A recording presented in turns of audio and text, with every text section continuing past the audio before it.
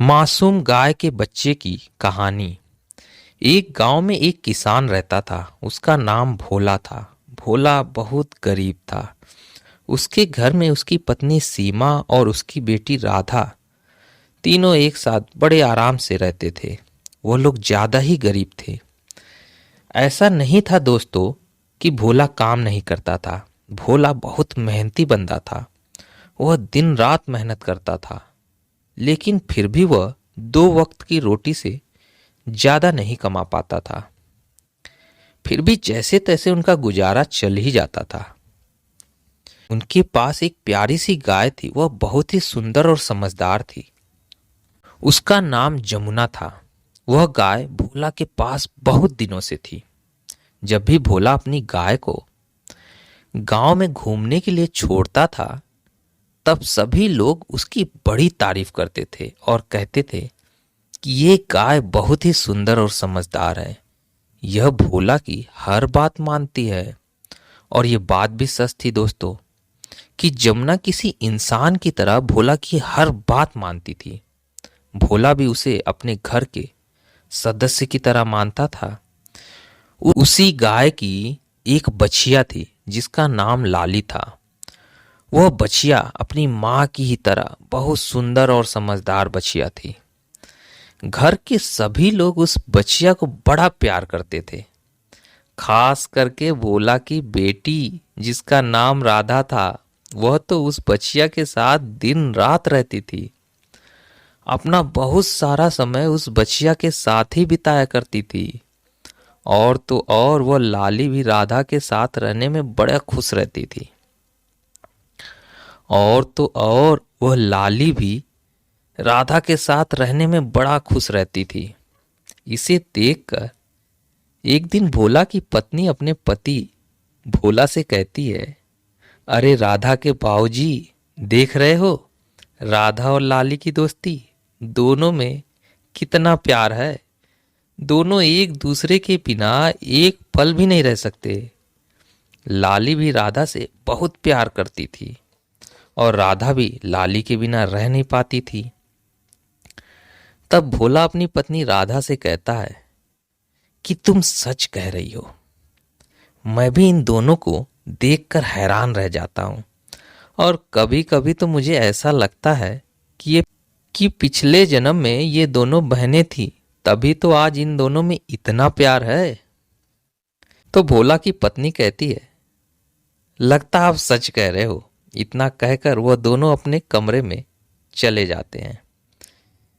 इधर राधा लाली को चारा डालती है और जमुना को चारा डालती है और अपने कमरे में जाकर सो जाती है।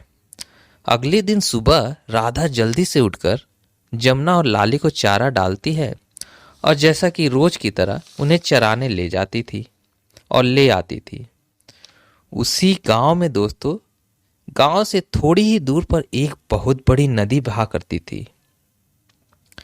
राधा जमुना और लाली को उसी नदी के किनारे वाले मैदानी इलाकों में चराने ले जाया करती थी। वो नदी बहुत बड़ी थी।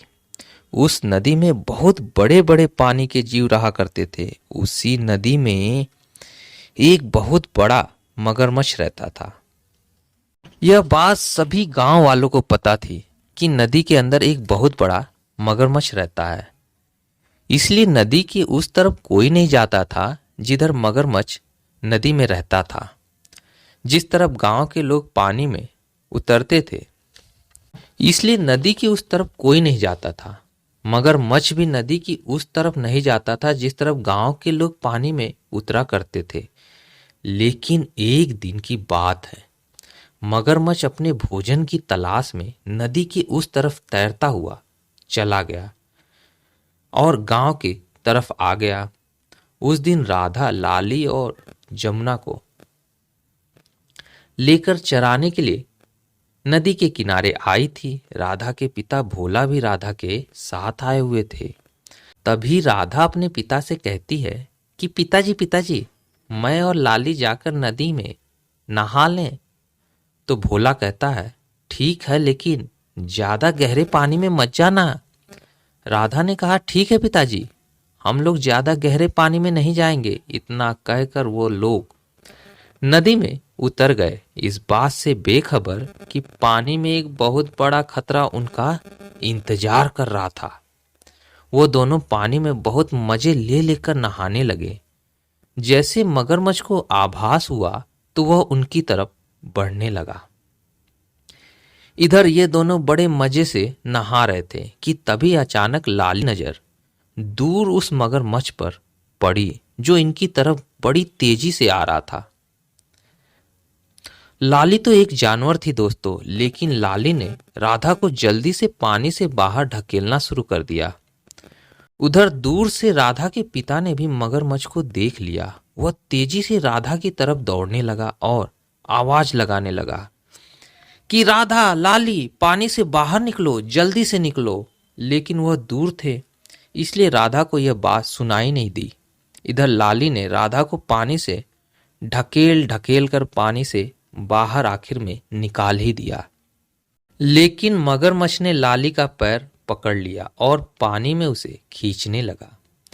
जब राधा ने मगरमच्छ को देखा तो वह बहुत डर गई। तब तक भोला भी उनके पास पहुंच गया और राधा और भोला के सामने ही मगरमच्छ ने लाली को पानी में खींच लिया और ले गया और अपना भोजन बना लिया। राधा और उसके पिता और जमुना आंखों में आंसू लेकर घर आए। जब राधा की माँ ने भोला से पूछा कि लाली कहाँ है, तब भोला ने सारी बात सीमा को बताई। सीमा राधा को पकड़कर रोने लगी और लाली का शुक्रिया अदा कर करके रोने लगी। कुछ दिनों के बाद जमुना ने एक और प्यारी सी बछिया को जन्म दिया। तब राधा के चेहरे पे मानो फिर से खुशियां लौट आई और राधा ने उसका नाम लाली रखा। फिर से भोला और उसकी पत्नी अपनी बेटी राधा को लाली के साथ देखकर खुशी खुशी अपना जीवन बिताने लगे।